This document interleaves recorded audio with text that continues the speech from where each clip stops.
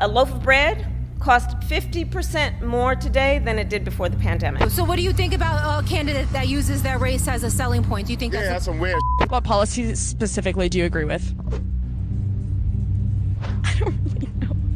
If you don't like how things have been going in the United States the last 4 years, then why are you voting to keep the same people in power? This is about not liking someone who dropped out the 2020 presidential race because no one liked her. This is about not liking someone who is quite literally a DEI hire. That's not being inflammatory, that's not being wrong. Joe Biden literally said that he's hiring a woman to be his vice president, aka he's hiring solely based off of someone's sex, diversity, equity, and inclusion. Let's be real here. We're seeing so many people hoot and holler about a woman running for president, but if I ask what a woman is, I get no answer.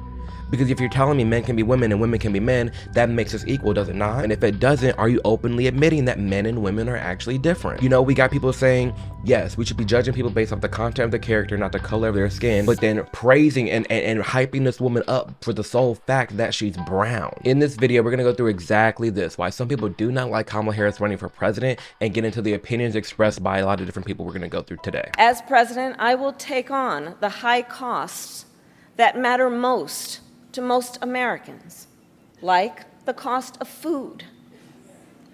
We all know that prices went up during the pandemic when the supply chains shut down and failed. But our supply chains have now improved, and prices are still too high.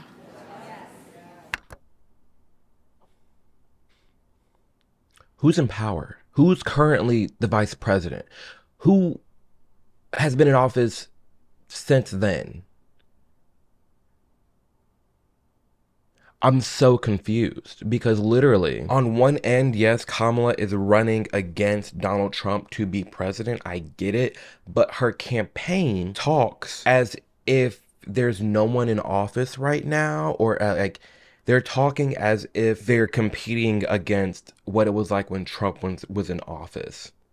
When in reality, your office, you're 10 steps away from the Oval Office every morning. Like, your job is currently to fix all these things you're talking about fixing. The last 4 years, what have you done? A loaf of bread costs 50% more today than it did before the pandemic. Ground beef is up almost 50%. These people gonna piss me off, and it's the beginning of the video. You got people in the background. Yup, you better speak, girl. The woman's literally in power. I get it, the vice president doesn't have all the control, but like, you're pretty high up in the chain of command. And if we're gonna be extra real, it doesn't look like Biden's competent to do anything. Where has he been, actually? Biden's not competent to do anything, so like, you really were head honcho, HBIC up in there, and you're talking about how bad you... We're going to the next video. This just sad, y'all. Like, again, I'm not even trying to dog this woman for being a woman, for being brown. It's literally the fact that, like, it's been such a bad job. Like, I'm not against a female being president. I wanted Tulsi Gabbard. Like, that's my dream right there. Tulsi Gabbard's my dream. But this right here in the last 4 years, and people are still going behind that, wild to me. I thought that Martin Luther King said the color wasn't the issue. I thought it was the content of our character that we were supposed to be recognized for. But if she's going to keep running on that color, she's going to have a misconception about how black people really roll. If you bring somebody into office that looks like you, but then continues to detriment your community, what was that for? But if you choose somebody who can raise your community, then you chose the right one. Yes. Wait, so who do you choose? Personally, I choose Trump. I'm looking for who I think is more qualified to run the country. That's all I'm looking at. I'm fascinated right now because first off, all these people are spitting facts. We all, like I said before, we're talking about content and character. Yeah, it's like the actual individual, but y'all hyping her up because she's brown. Like, what happens to just looking at the policies that they're putting in place and the job that they're actively doing? Has your life gotten better the last 4 years? Has our country together? Has it gotten better? Ask yourself that and look at who's in charge. Let's be real here. Like, was life kicking it like pre-COVID and after? I know COVID did its thing. I get it. But we're 4 years past it. And they're acting as if everything's just great and dandy, and it's not. Black Latinos are starting to be a little bit more critical. They're fed up of their hard-earned money going to illegal, undocumented people. Kamala Harris did not do a good job on the border because from what I know, a lot of people were coming from the other side and doing a lot of bad things to what we call home. I think she's not a good candidate for president because she's with Joe Biden for the past 2 years, a wreck up in New York, you know. Colors don't matter, man. Right, they don't. Ask God, man. That's true. So what do you think about a candidate that uses their race as a selling point? Do you think That's some weird that's weird? You lost. You lost already, 2024. If you racist today, you lost. Nobody going against Trump. It's not about race. It's about what they provide for the society, is what they could do for the community. With her putting a lot of black Americans in jail for the marijuana, they're not really going for her. We also got people's thoughts on Trump's recent comments on Harris's ethnicity. She was only promoting Indian heritage. I didn't know she was black. Yes. Until a number of years ago when she happened to turn black, and now she wants... Bro, yes, literally. When people talk about Kamala and her race, it's because for years she was grifting on being Indian. That's all we ever heard about. That's all the headlines that you see. But now all of a sudden she switched the grip and now it's all headlines about being black. It's disingenuous. First Indian American this, now first black woman this, like pick one. Not to say you have to like pick and choose, like if you're a mixed person, you have a white dad and a black dad, but at least you talk about it like in tandem with each other and that being your joint identity. But instead you're harping on, yes, I'm the first Indian to do this, and you're like, I'm the first black person to do this. It's like, what is going on? Literally, the race baiting is crazy. And the first thing that really kicked me off on this train of like Kamala being very shady was when she was debating to be president in the 2020 election, debating Joe Biden. She was actually like going after Joe Biden for a lot of racial stuff, only to turn around and work under him. That's where the federal government must step in. That's why we have the Voting Rights Act and the Civil Rights Act. That's why we need to pass the Equality Act. That's why we need to pass the ERA. The man literally said, "You're not black if you don't vote for me," and you backed him up. If you have a problem figuring out whether you're for me or Trump, and you ain't black. Whole time, there's clearly, as we're saying, there's a lot of black people who do not like Harris and actually do like Trump that are in fact black, including me. Major shout out to today's sponsor, MyHeritage, for getting me over a DNA test so I can finally prove to these trolls that I am in fact black despite being darker than 11:59 p.m. As we can see here, I'm pretty much 75% African and then a good 25% North and West European, which actually lines up with my family lineage and the stories my grandparents tell me because my great-great-great-grandparents are in fact white. Speaking of family lineage, if we go in to view my full breakdown of my lineage, you can click right into here into DNA matches, and in there you can find other people who have taken the DNA test with MyHeritage who might also be a distant or even close relative to you. And not just that, but they offer incredible health insights based off of your DNA so that you can keep an eye on certain health ailments or allergies that you may have. It allows you the chance to get ahead of the curve, much like you have a dog, you know, based on their strain, what kind of diseases they may have or sicknesses that they all have in common. The same can be said for humans too, and based off your DNA, you can be told, hey, keep an eye out on this or look out for this, which is pretty neat. So if you want to give MyHeritage a try and look into your family lineage, be sure to use the link below or scan the QR code on the screen to take advantage of their current promotion, as well as using code ODOM to get free shipping. And as an added bonus, you can sign up for a 30-day free trial of MyHeritage's best subscription for family research. Ariel Fodor, affectionately known as Mrs. Frazzle to her combined audience of over 1.5 million followers, is here to help gentle parent us through this election. Thank you. Hi, everybody. I am so honored to speak today. I am like shaking to just be among such incredible company. We are here because, as if you were here earlier, you've heard BIPOC women have tapped us in as white women to step up, listen, and get involved this election season.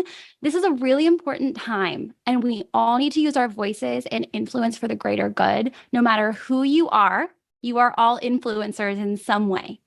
So tonight, I'm going to share some do's and don'ts for getting involved in politics online and navigating the toxicity that comes with it. And spoiler alert, as much as the toxicity can come from the outside, it can come from us too.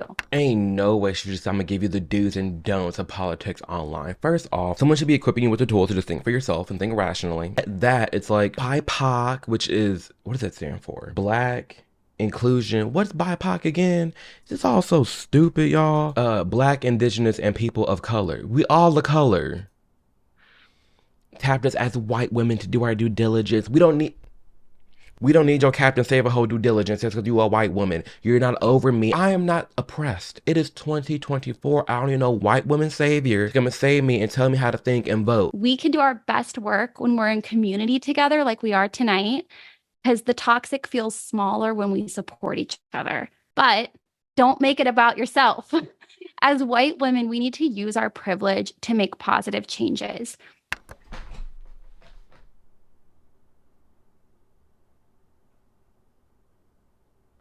I literally cannot, with this white savior complex, as white women this, as white people that, we need to get together and use our privilege. Please tell me and explain to me in 2024 what this white woman can do that me, this black man, cannot do. I've said it before and I'll say it again. I am my ancestors' dream. I can accomplish and I can become anything I put my mind to in this nation. We all have the same freedoms to do so. I'm not going through what my grandparents went through, and I'm not going what my great-great-parents went through and the great-great-great-grandparents went through. With new times, new America. Are there injustices that have happened? Yes. Are there things that maybe still need to be addressed and fixed? For sure. But to a blanket statement, all white people, and to blanket statement, all black people, that we're just under you and you're above us, and you need to use your privilege to help the little old black get up. Incredibly racist. Incredibly judgmental. I literally live in the South. Quite honestly, there's so many plantations around me right now, I would not be surprised if under me, 20 feet under me right now, are the bodies of my ancestors. So no. I'm not going to sit here and act like I'm super oppressed. I'm not going to sit here and act like I can't do and achieve anything. I'm not going to sit here and act like I'm a whole ass YouTuber talking to a camera in my room alone and act like I'm not afforded the privileges that they only could fathom. This is what frustrates me about a lot of more far left Democrats. It's the race baiting. It's this victor complex of like, you have to save blacks. It frustrates me beyond belief because she seems, this Ariel Fada person seems so innocent, seems like a lovely human being. And these people genuinely think that they're doing something good. They genuinely think that they're not being racist, that they're not being judgmental, that they're actually like helping. It's crazy to me. If you find yourself talking over or speaking for BIPOC individuals, or God forbid, correcting them, just take a beat. And instead, we can put our listening ears on. You're allowed to correct someone if they say something wrong. You're allowed to challenge someone. White people have a voice too. Black people have a voice. We all have a voice. And just because someone is black does not mean you can't speak up. It's definitely harder because of the narrative and the nation and the political climate that we're in right now. But white people has a voice just as much as the black person has a voice. Now, obviously, it may mean more to certain people and it may be easier for certain people. I for example, me, black gay dude, talking the way I talk and have the views that I have. Of course, more people gravitate toward, because in this day and age, like, is this just not expected? People don't even know that this exists. So I get it. It's like the identity politics on the left is like, because you are this, you have to think this. But I feel like more identity politics on the right is to counteract that and show that, yeah, actually, no, there are some black people who think like this. There are some gay people who think like this. It actually can be more beneficial to help destroy the narrative that they keep building up, like this Zoom call. How are you sitting here going to tell a whole group of white women that they need to close their ears and listen and never correct a black person when they hear a black person speak? Listen to them. That is so wild to me. So do learn from and amplify the voices of those who have been historically marginalized, and use the privilege you have in order to push for systemic change. As if white people, I keep pausing, but I'm just so like, as if white people have never been marginalized. And at that point, yes, some of my ancestors have, but I haven't. There's things that I've gone through in my life, obviously, but at the sake of like my upbringing, like my parents, like, again, born in 95, like, there's nothing we can't do. Ooh, these white women, these white liberals. I hate to say it, but it's not always, but being in the sphere that I am, the most racist people, Captain Save-A-Whole-Lot people that I've ever come across have been white liberals. I've lost majority of my white liberal friends because they say that I'm too racist and homophobic, which I'm gonna just be real honest with this. She's a black woman. Yeah, because they skin folk, not Kim folk. I think it goes back to what somebody was saying, where it's not voting for someone, but majority will vote for somebody else just Hold on. Let me line this out. I think majority. Is it only because she a black woman? Yeah. Do you not see how that's a bad idea? Elaborate. Okay, so we're in 3 proxy wars with some of the most powerful leaders in the world. She failed at the border, in which we have an estimation of 15 to 20 million people illegally into this country.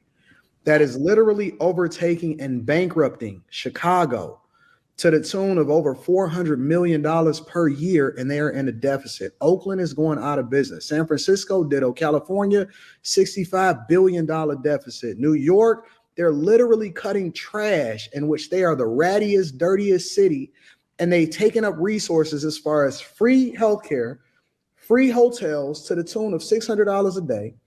They're literally taking over your schools.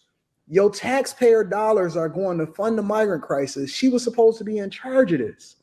We have a failing economy. Every single day I see people getting on the internet talking about $30 an hour is the new minimum wage because inflation is fucking out of control. At one point, it was at almost 10%, depending on what city that you in. She has no policy, no record to stand on. One of the biggest things that she did in her career was lock up more black men than ever before. But we sitting here and vote her in office on identity politics. The very person that she was under as far as the president of the United States of America, she called him racist during a debate, which shows you how fake she is. And the only thing that we can stand on from a policy perspective is whether or not she's black and she's a woman. We did that during the Obama administration, and he didn't do anything for black people. As a matter of fact, y'all complain because the only person that he did, or the only group of people that he really stood for, is the alphabet community, and that's his landmark thing that he's still standing on today. So the only thing that we have to stand on is identity politics. That shit didn't work with Tiffany Henyard in Dayton, Illinois. It didn't work with Karen Bass. It didn't work with Lori Lightfoot in Chicago. It didn't work with Brandon Johnson that then took over her position in Chicago. It didn't work with Andre Dickens in Atlanta. It didn't work with Eric Adams in New York. It doesn't work across the country. Every single Democratic city is a hellhole. I don't even know what else is to be said about that. He snapped. Anton Daniels snapped. Like, and you have people voting for this woman just because she's black, just because she's a woman. Despite everything that's going on right now, despite how the last few years have been, there are genuinely people out there that are still voting for this woman. And everything he laid out is why so many people do not want her as president. Everything that man just laid out. From the border, from inflation, to her job the last 4 years, to the way she represents herself in identity politics. Like, it's clear that when we harp on this, oh, because they're black or oh, because they're a woman, it does not work. And for some people, it's just better off just trying something new. Why are you going to vote for the same people in power to stay in power if you aren't liking how things are going? Now's your time to change it up. And that's why a lot of people are changing it up at the poll, and hopefully they come through this November. Because between Trump and Kamala, like, obviously, again, like, I used to be way more into Trump than I am now, but I for sure do not want Kamala in office. I just think that's going to be bad for our nation.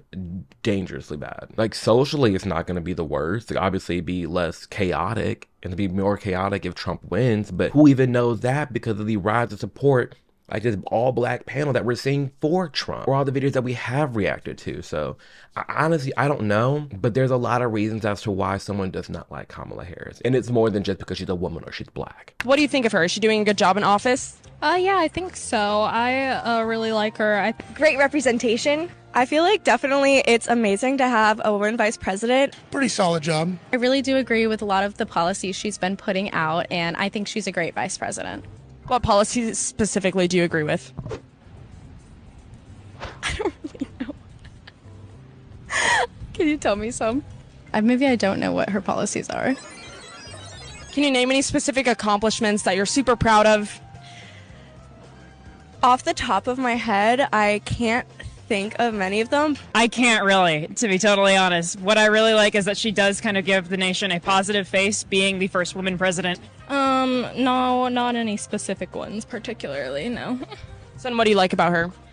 Just I think she's doing a good job. What specifically do you like about her?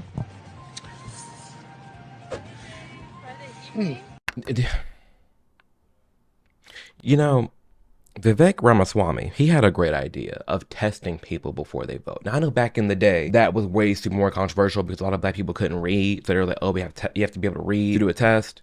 and then like the black people can't vote, whatever. But now everybody can read. Just there needs to be some type of literacy to like function in society and actually vote, because there's so many people who vote but don't even know why they're voting. There's so many people who vote they can't even explain why they're picking the person that they are. Like, at least somebody asked me why I'm gonna be voting for Trump. I know why. I can list off my reasons, but so many people can't even do that for Kamala. Like, there's so many people like this who just genuinely do not even, you ask them why they want her and it's always because she's black or she's a woman.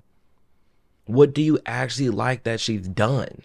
Tell us, please. Can someone please just give me a valid reason as to why they're voting for Kamala Harris? So far, the only two that I've heard is because she's a woman and she's black. I mean, from the exact same people that can't define what a woman is and who say not to judge people based off the color of their skin. Okay. Thought we learned our lesson with Obama, but apparently not. Actually terrifying that this is the type of woman that people want as the president of the United States. They really want a woman that's known for using her mouth to get to the positions that she's in. And I don't mean public speeches. But then again, based off the morals of the women of the left, not surprising. Don't get me wrong, I'm not against having a woman president, but I'm not going to vote for someone just because they've got a cooch. Especially one that is pro-defund the police and open border. Those are the same ones that say that Trump is trying to take down the democracy and you don't even realize what's happening in front of your own eyes. You now have a candidate that you did not vote for. This has never happened before. All you are is a puppet in their game. I thank you for your service of being a little social justice warrior for the past 4 years, but we don't want that anymore. You want a woman president so bad? I'm sure that it's not one that's going to be a complete embarrassment to our country. When push comes to shove, it's not going to matter what's in her pants or the color of her skin. It's time that you start actually using your brain because we can't afford another 4 years of this. Have a good day. She's absolutely right. Like, why